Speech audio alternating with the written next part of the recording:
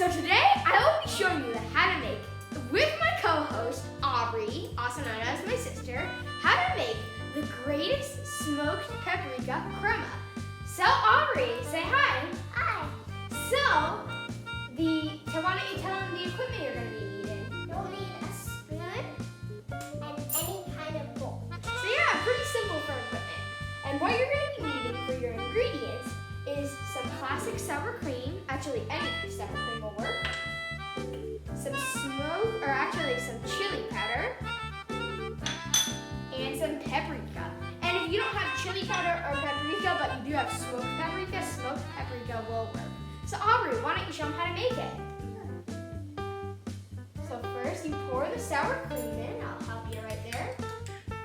So that it's looking good already. All right, then what do you do next? You add the chili powder.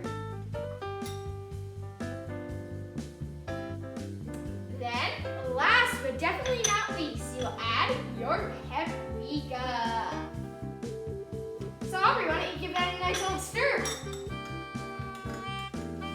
I can smell it already. It looks wonderful.